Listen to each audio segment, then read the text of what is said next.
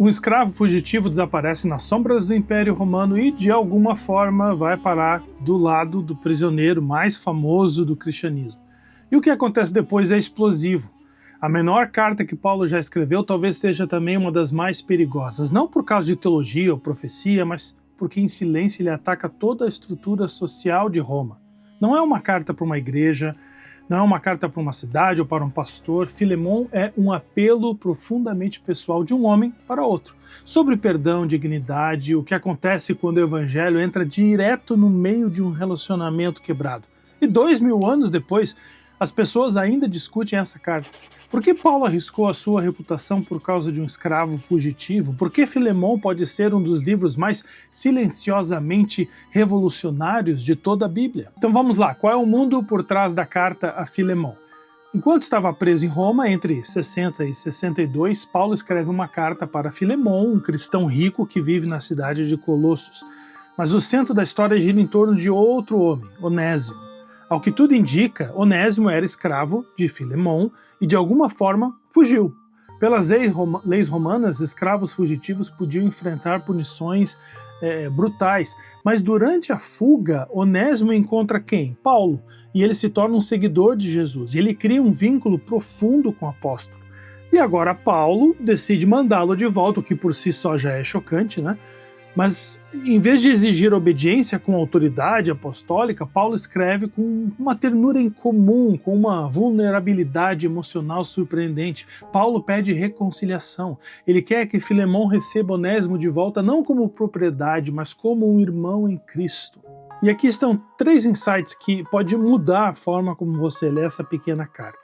Primeiro insight: o Evangelho reconfigura relacionamentos. Deixa eu te explicar o que é isso.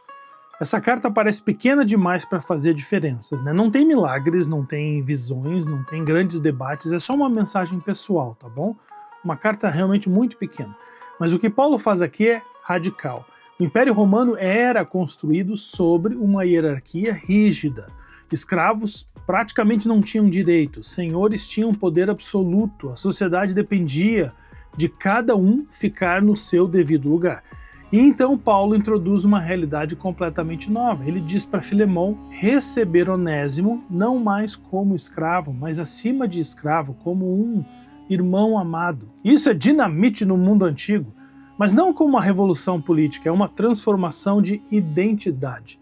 O Evangelho transforma um relacionamento definido por posse em irmandade. E por isso a pergunta que é inquietante: o que acontece com sistemas de opressão quando as pessoas começam a se ver como família, não é? Isso tira a fé do abstrato e traz a fé para a sala de estar, para aqueles relacionamentos tensos, onde perdoar realmente custa algo. É fácil falar de amor na teoria, difícil mesmo é quando amar ameaça o seu status, ameaça o teu orgulho, o teu controle, não é? E o segundo insight: Paulo escolhe pedir em vez de impor.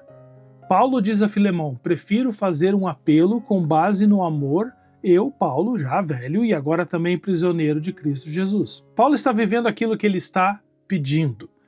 É bem interessante isso, ele se recusa a forçar obediência de fora para dentro. Ele quer que o Evangelho transforme o coração de dentro para fora. E por quê? Por que ele está fazendo isso? Porque transformação de verdade não pode ser forçada. O medo até muda o comportamento, por um tempo. A pressão pode até gerar obediência externa, mas só o amor transforma o coração de verdade. E por isso Filemon, essa pequena carta, é uma aula sobre convite. Paulo não quer ganhar uma discussão, um argumento, ele quer revelar um novo tipo de relacionamento. E por isso o terceiro insight: o testemunho mais poderoso pode ser a reconciliação. Olha só, a tensão emocional dessa carta não pode ser ignorada, tá bom? Imagina a cena: Onésimo chega na casa de Filemon com a carta de Paulo nas mãos. E o que vai acontecer? Filemon vai puni-lo?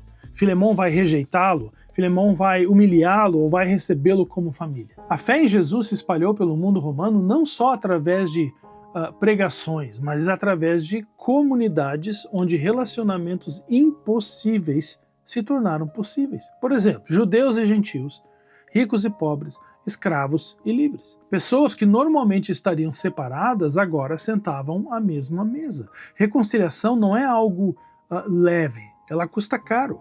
Alguém absorve a dívida. Alguém abre mão do direito de vingança. Alguém escolhe misericórdia em vez de poder. E por isso Paulo diz a Filemão: se Onésimo te prejudicou em algo ou lhe deve alguma coisa, ponha na minha conta. Então, por que a carta de Paulo a Filemão ainda importa hoje para você? Filemão tem só 25 versículos, é um capítulo só, mal ocupa uma página na tua Bíblia. Mas aqui existe uma visão poderosa o suficiente para abalar um império, não com violência, mas com relacionamentos transformados.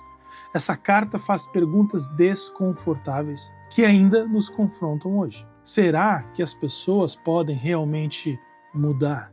Será que o perdão pode realmente vencer a traição? E talvez a pergunta mais inquietante de todas: para que nós pudéssemos realmente tratar uns aos outros, como irmãos e como irmãs, o quanto teríamos que mudar o nosso mundo? Pense nisso.